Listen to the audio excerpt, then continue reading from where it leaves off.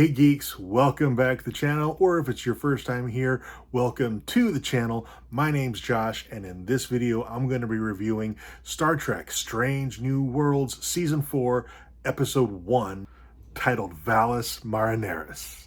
If you haven't seen it yet, and you want to avoid any spoilers, skip this video and come back later, because everything I say from this point forward is going to be a spoiler. And Strange New Worlds Season 4 is starting out fast with a time travel episode. Love a good time travel episode. First thing I want to mention is a really well done call out to Doctor Who. Carol Kane's character, the engineer, terrible with names.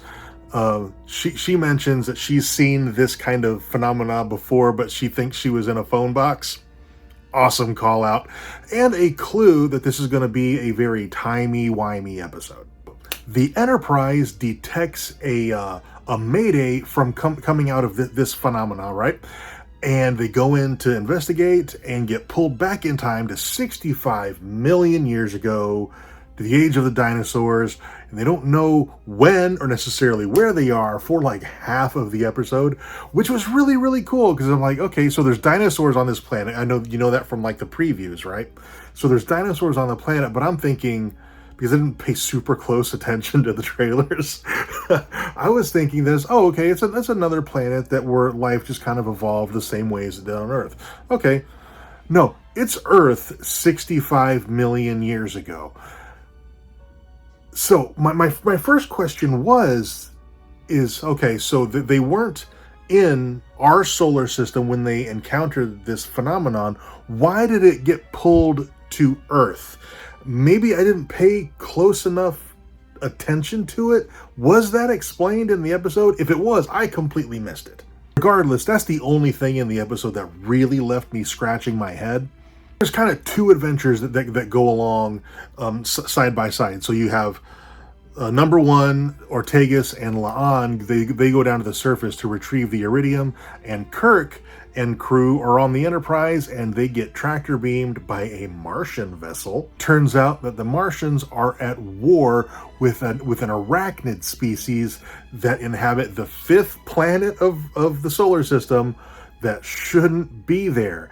And it's like, oh man, okay, this is really cool. How are they going to explain this? The thing that this episode does that I really, really loved, and it's something that happens a lot in time travel movies and stories and stuff, is they're trying so hard to not influence the future. And eventually Pike has this epiphany, this hunch that, okay, if I try to stop them, the Martians are using my technology to destroy this planet. If I stop them, they're not going to destroy that planet. That planet's not supposed to be there. They have to destroy that planet. And so he doesn't do anything. And billions of life forms are killed. And so he's got to wrestle with that now, that he is responsible for billions of deaths, but also the survival of his own future and trillions of other lives. So like what would that do to your psyche? Then they ride the shockwave from that explosion back to their own time. I think my favorite part of this episode, though, was the alien captain, the Martian captain, because yeah, she's the antagonist of the episode, but she's not really a villain. Like, I totally sympathize with her scenario. She's going up against this species that they really have no way really of communicating, and they're at war, and basically, I mean, the Martians are losing this war. So from her perspective, she has no other choice. But then on the other side of it, like, almost said Kirk, I'll explain why later.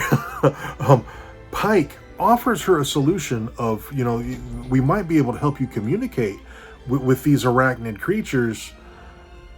Let us help you. And then she steals the warp core, right? Because she put it together that they are from the future. So he wasn't being completely honest with her. So she decides at that point she does need to take things into her own hand. And Pike has to let her. It got so like timey-wimey and wibbly-wobbly, and it was a really, really well done time travel episode. Why did I almost say Kirk when I was just talking about Pike? One of the things that I've thought from the very beginning of Strange New Worlds is this Pike is written, he feels more like Kirk to me than what I imagined Pike to be. So maybe that's me projecting. I don't know. I'm curious to see what everybody else thinks. But this Pike to me feels like Kirk, and the actor who's playing Kirk, John Wesley, he doesn't feel like Kirk to me. Anson Mount feels like Kirk. But I'm really enjoying Strange New Worlds overall. I think it's a fantastic addition to Star Trek. I guess season 5 is going to be the last season, so next season will be the last season, which is a huge bummer. Hopefully they continue it in some way, maybe with Kirk taking over the Enterprise, because Pike is, on limited time. He's progressing ever closer to his destiny. So we'll see how that shakes out.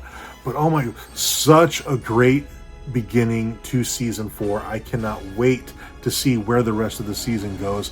La'an, there's also some stuff going on with La'an. I forgot about until just now. Her physiology, her body's changing, right? So she punches a velociraptor and breaks her hand, but she feels no pain. And so she mentions that, and she mentioned, that her, her Noonien-Singh DNA, her altered DNA, is changing her body.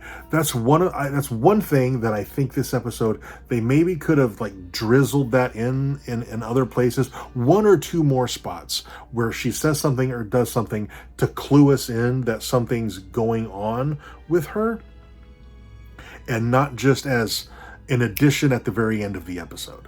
I think that's all I have for this video. If I forgot anything, if there was something that I should have talked about that I didn't, you can let me know down in the comments and we can talk about it down there. Also, if you enjoyed this video, please let me know by dropping a like on it. Subscribe if you haven't already. All right. Thanks y'all for watching. I'll see you next time. Geek on.